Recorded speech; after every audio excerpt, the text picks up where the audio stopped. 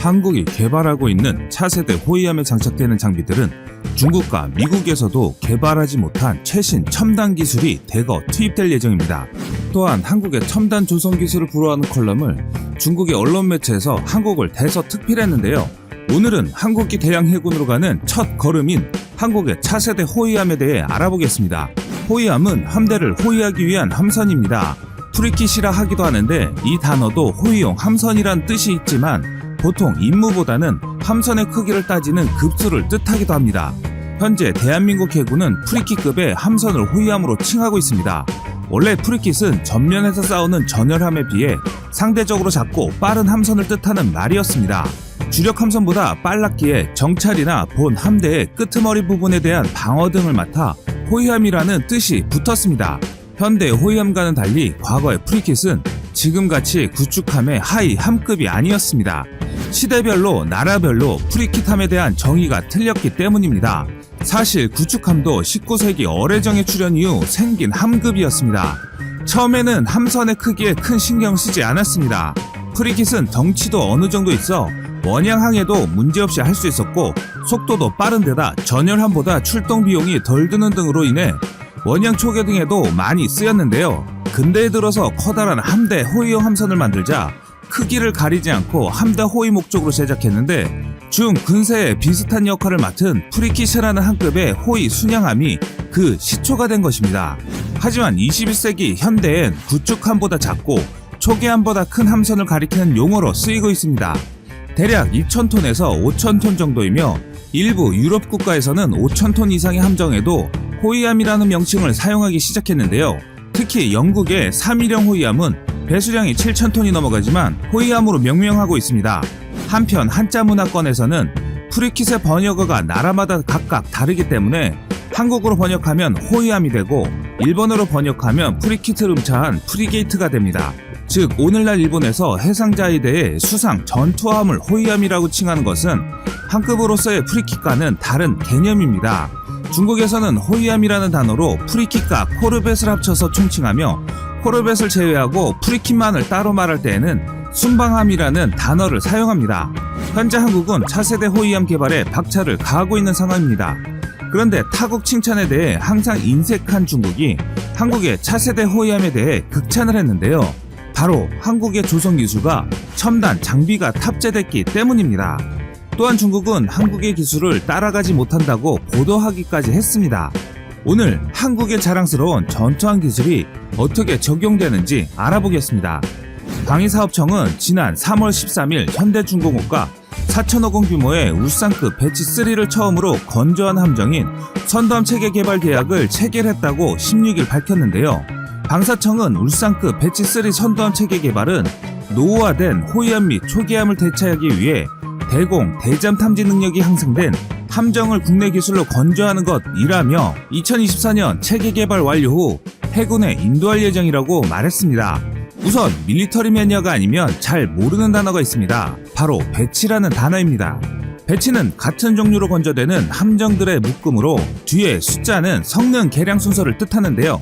배치는 장기간 개발하는 동안 함정 자체의 성능을 향상하는 개념으로 배치 1, 배치 2, 배치 3로 갈수록 성능 개선이 이루어집니다. 우리의 울산급 배치 3로 진행 중인 3,000톤급인 이 함정은 5인치 함포, 함대함 유도탄, 근접방어 무기 체계 등이 장착될 예정입니다. 길이는 129m, 너비 15m이며 최대 55km로 운행할 수 있습니다. 또한 승조원은 120명으로 알려져 있습니다. 이뿐만이 아닙니다. 울산함이 강력한 이유는 하나 더 있습니다. 360도 전방위 탐지 추적 대응이 가능한 사면 고정형 다기능 위상 배열 레이더가 탑재되기 때문인데요. 또한 신형 호위함은 특히 하이브리드 추진 체계 방식을 적용해 소음이 적게 발생하는 전기 추진 방식입니다. 하이브리드식 엔진은 잠수함의 탐지 위협에서 벗어날 수 있고 유사시에는 가스터빈 추진을 이용한 고속 운항이 가능해지고 레이더 및 적외선 추적 장비를 사면 고정형으로 설치한 복합 센서 마스트를 적용해 탐지 장비 음영 구역을 최소화했습니다. 또한 수중 폭발 시 함정 손상 최소화 및 피격 시 생존성 향상을 위한 박스거더를 적용했으며 항해 시 발생되는 파도의 저항을 줄일 수 있는 선형으로 건조할 예정 등 작전 수행 능력이 향상되는 장점이 있습니다. 현대중공업은 1975년 대한민국 최초의 전투함인 울산함을 시작으로 대한민국 최초의 이지스함인 세종대왕함, 차세대 호위함인 인천함 등 현재까지 80여 척의 전투함과 잠수함을 설계, 건조한 경험이 있습니다. 울산급 배치3는 다양한 기술을 적용한 함정으로 울산급 배치3가 완료되면 한국은 해상에서의 탐지 능력 및 생존성이 크게 향상될 것입니다. 또한 한국은 세계적으로도 성능이 우수한 함정 건조 기술을 보유함으로써 방산 수출에도 기여할 것으로 기대됩니다. 중국 군사 전문 매체 진화 밀리터리는 3월 18일 동아시아 최강의 호위함이 출현하는가 라는 제목의 기사에서 한국의 최신형 호위함의 듀얼밴드 레이더가 세계를 선도하는 기술이라고 극찬하며 이같이 평가했습니다. 또한 진화 밀리터리는 중국의 054B 호위함 프로젝트가 안개 속인 반면 이웃 국가인 한국은 차세대 호위함 개발에서 새로운 진전을 이뤘다고 보도를 했습니다. 한국의 FFX3는 FFX1 인천급과 FFX2 대극급에 이어 FFX 시리즈의 마지막 함정으로 선행 두 모델을 키우고 개량한 것이라고 소개했습니다. 중국은 여기서 더 나아가 한국의 조선 기술에 대해서도 아낌없는 찬사를 보냈습니다. 한국의 가스터빈과 전기 추진을 결합한 복합식 추진 체계 방식도 주목하고 있습니다. 전기 추진은 대구급에서 검증된 것이라고 전했는데 진화 밀리터리는 울산급 신형 호위함의 배수량이 4,000톤을 초과할 것이며 이는 중국 054A형에 해당하는 것이라고 평가했습니다. 이어 중국은 울산급 배치3 호위함의 레이더에 대해서 많은 관심을 보였습니다. 하나가 자체 개발한 것으로 360도 전방위 탐지와 추적, 대응이 가능한 사면 고정형 다기능 위상 배열 레이더에 대해서는 중국의 레이더와 차이가 나고 다중임무 수행이 가능한 것과 기존 한국의 울산급 호위함에 비해 대공방어 능력을 크게 강화한 게 특징이라고 보도했습니다. 또한 한국은 3000 위상 배열 레이더의 S밴드와 X밴드를 통합했다면서 유사한 개념은 중국과 미국 같은 나라도 실용하지 못했는데 한국이 개발한 것에 대해 호평했습니다. S밴드는 2에서 4GHz의 UHF와 SHF 주파수 대역으로 중장거리 대공감시 레이더 등에 쓰입니다. X밴드는 8에서 12GHz 주파수 대역으로 타장이 2.5cm가량으로 탄도미사일 등을 추적하는 데 쓰이고 있습니다. 울산급 배치3 호위함이 해공 함대공 미사일과 장거리 대자몰에 홍상어 함대지 미사일 등으로 무장한다고 소개하고 전체로는 이 함정은 대공, 대함, 대잠정과 대지공격 등 다양한 임무를 수행할 수 있는 함정이라고 결론지었습니다. 중국이 또 극찬하는 것이 하나 더 있습니다. 바로 복합 센서 마스트입니다. 한국이 개발한 복합 센서 마스트는 다기능 레이더 MFR과 IRST가 하나의 마스트 안에 통합된 것입니다.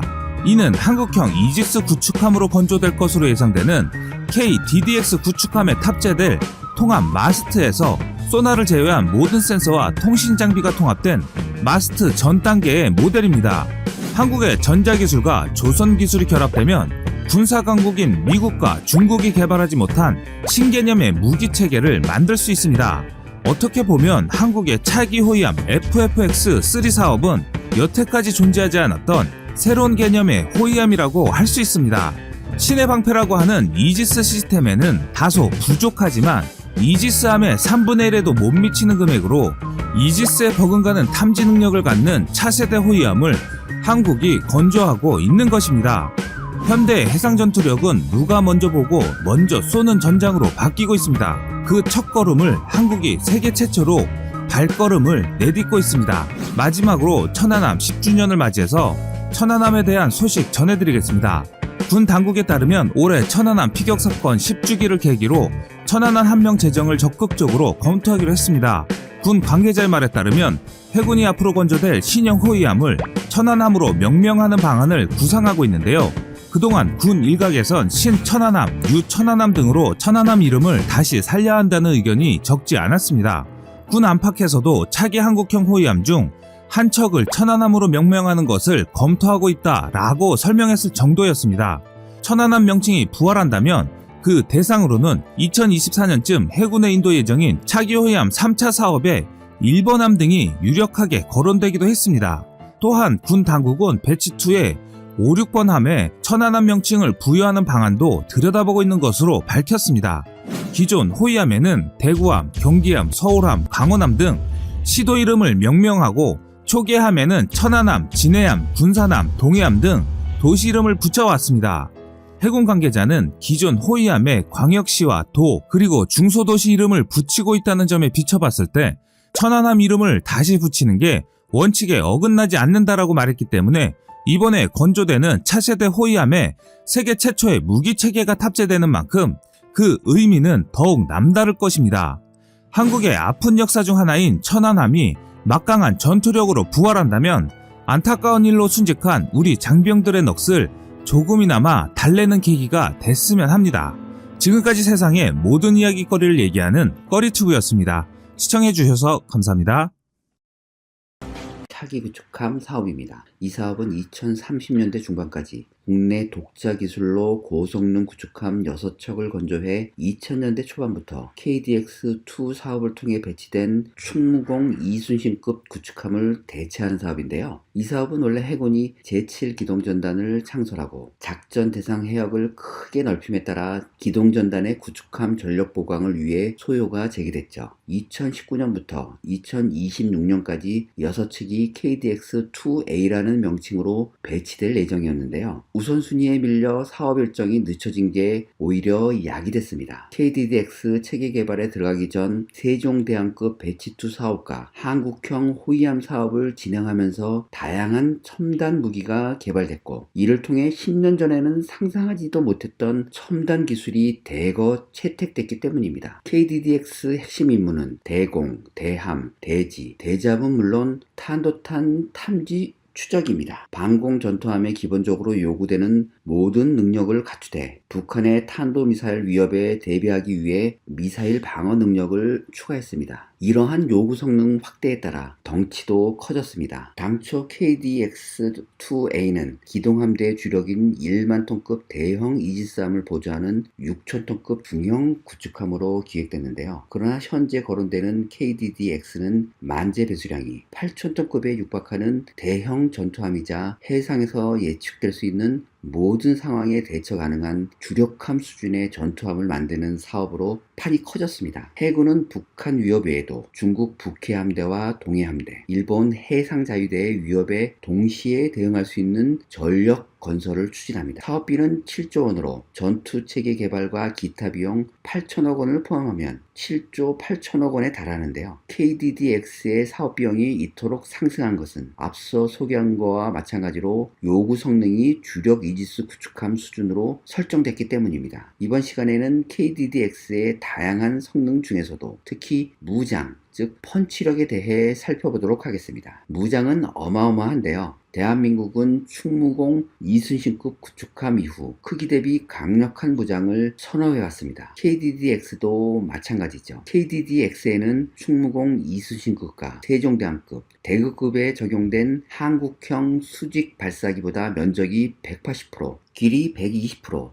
탑재 중량은 185% 증가한 차세대 수직 발사기를 64셀 탑재할 예정입니다. 이 수직 발사기의 탑재가 확장된 무장은 완벽한 라인업을 갖춘 국산 미사일입니다. 공격 무기로는 최장 1500km 떨어진 곳에 지상 표적을 쪽집게 타격할 수 있는 함대지 순항 미사일을 비롯해 적 잠수함을 잡는 홍상어 대잠 미사일, 현재 개발 중인 한국형 초음속 대함 미사일이 탑재됩니다. KDDX 선수에는 항공기 격추 유도탄, 수상 표적 공격 유도탄, 잠수함 격추 유도탄, 선미에는 함대지 순항 미사일이 장착됩니다. 방어용 무기로는 1셀 4발의 쿼드백 형태로 탑재되는 해궁 단거리 함대공 미사일을 비롯해 현재 개발 중인 천궁 기반 중장거리 함대공 미사일이 탑재됩니다. 군은 고성능 레이더와 장거리 레이더를 결합해 장기적으로 KDDX의 탄도 미사일 요격 능력을 부여할 계획입니다. 이 정도 무장 능력은 주요 선진국의 대형 주력 수상 전투함과 대등하거나 그 이상입니다. 여기서 가장 중요한 것은 바로 대한민국이 만드는 중장거리 함대공 미사일이라는 사실인데요. 현재 KDDX를 위한 중장거리 함대공 미사일과 필요시에 KDX-3 배치 2급에 탑재할 SM-2 대치용 한국형 중장거리 함대공 미사일이 개발되고 있습니다. 한국형 중장거리 함대공 미사일이 개발될 수 있었던 것은 바로 LSAM이 개발되고 있기 때문입니다. 여기에 아이러니하게도 미국지의 함대공 미사일의 신뢰성 문제가 생겼는데요. 지난 2017년 국회 국방위에서는 SM-2와 관련된 여러 가지 문제가 불거져 나왔습니다. 당시 방사청으로부터 제출받은 함대공 유도탄 보상 관련 현황 자료에 따르면 한국 해군이 2004년부터 2016년까지 사격한 22발의 SM-2 함대공 유도탄 중 8발이 자폭등 오작동을 일으켜 목표물에 명중하지 못한 것으로 드러났는데요. 이 중 한 발은 해군 운용요원의 실수로 오작동을 일으켰지만 나머지 7발은 유도탄 자체 결함이었습니다. 현재까지 밝혀진 유도탄 오작동률은 무려 28%에 달하며 SM-2 도입가는 2009년 기준으로 한 발당 20억 원으로 자체 결함 때문에 날려버린 유도탄 가격만 140억 원에 달합니다. 미국 해군이 요구한 함대공 미사일의 신뢰성은 90% 수준이나 유독 우리에게 납품된 SM-2가 높은 불량률을 보여 한국 해군을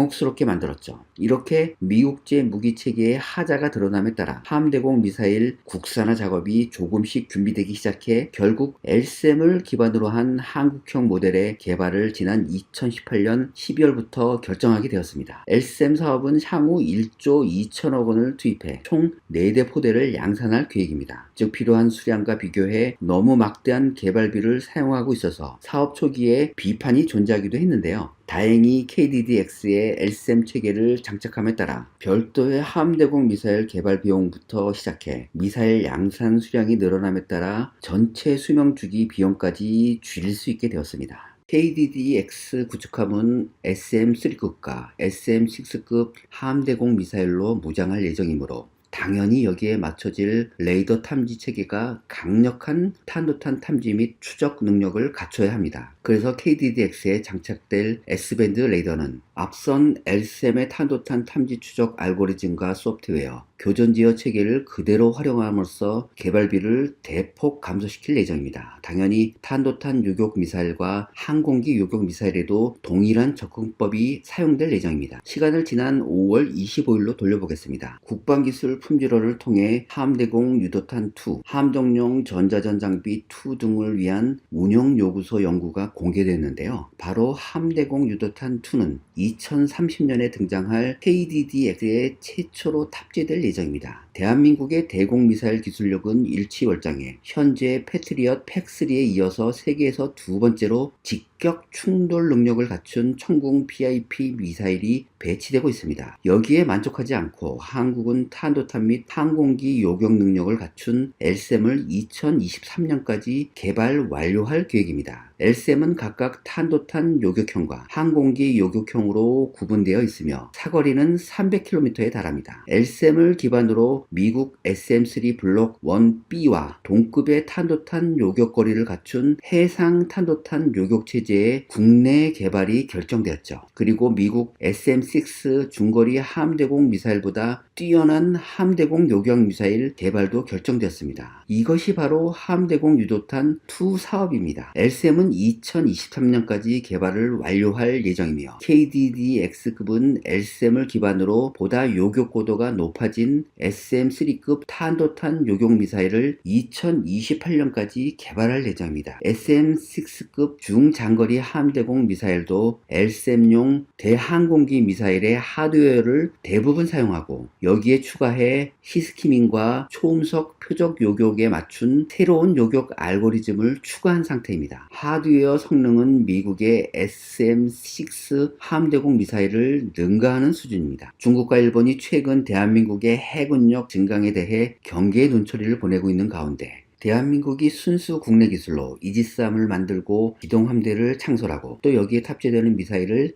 자체 개발하자 중국과 일본이 경계의 눈초리를 보내며 긴장하는 모습입니다. 일본 매체도 탄도 미사일 요격도 가능, 한국 미니 인지스함이라고 불리는 차기 구축함 설계에 착수라는 제하의 기사를 게재하며 KDDX에 대해 촉각을 곤두세우고 있습니다. 이 기사의 내용을 살펴보면 한국형 차기 구축함에는 한국이 독자적으로 개발하는 지라갈륨 기반 위상 배열 레이더가 탑재되어 성능적으로 일본의 FCS-3A에 필적하는 것으로 알려져 있으며 한국이 자체 기술로 이지스 시스템에 필적하는 전투 시스템을 개발하는 것에 대해 경계심을 놓치지 않고 있습니다. 해군의 전력 증강이 계획대로 진행된다면 2030년대 해군은 대형 수송함 1척, 이지스함 2척, 한국형 구축함 2척, 3,000톤급 잠수함 1척의 군수지원함 등이 선별적으로 투입되는 기동전단 3개를 갖추게 될 것으로 전망됩니다. 기동함대는 태풍이 불어와도 피항하지 않고 작전을 진행하는 함대를 말합니다. 이는 해군의 작전 범위를 동아시아 일대로 넓히는 기반이죠. 여기에 KDDX와 무인체계가 추가되면 전투력은 더욱 높아집니다. 1980년대까지 한반도 연안을 벗어나지 못했던 한국 해군이 태평양으로 진출하는 기회의 문이 열리게 되는 셈입니다. 바로 대한민국이 순수 국내 기술로 이지스함을 만들고 기동함대를 창설하는 등 해군력을 증강하자 중국과 일본이 긴장하지 않을 수 없는 이유입니다. 한국형 차기 구축함 KDDX의 재현에 대해 알아보겠습니다. 배수량은 6,000톤급, 만재시 배수량 8,000톤, 비용은 척당 1조 3천억 원, 수량은 6척, 총 사업 규모는 7조 8천억 원, 특징은 첫 국내 스텔스 이지스 구축함, 주요 무장은 전술 함대지 미사일, 홍상어 대잠수함 미사일, 천궁 또는 엘셈 개량형 함대공 미사일, 해성 함대함 미사일, 도입 시기는 2020년대 말부터 2030년대 중반까지. 자, 결론입니다. 해군의 수건이었던 대형 함대 완성이 가까워지고 있지만 풀어야 할 과제도 적지 않습니다. 일본의 해군력은 막강해지고 있으며 이러한 일본의 뒤를 중국이 급속히 따라가고 있습니다. 중국이 항공모함 라오닝과 산둥호를 취역시키고 일본이 이지스급 헬기 항모 2척을 F-35B 운용을 위해 개조 중입니다. 이처럼 동북아는 일본과 중국 사이의 패권 경쟁이 치열한 지역입니다. 이러한 환경에서 한국이 살아가려면 중국과 일본으로부터 무시당하지 않을 정도의 주먹을 갖고 있어야 합니다. KDDX처럼 한방에 있는 강한 함정의 도입은 생존을 위해 피할 수 없는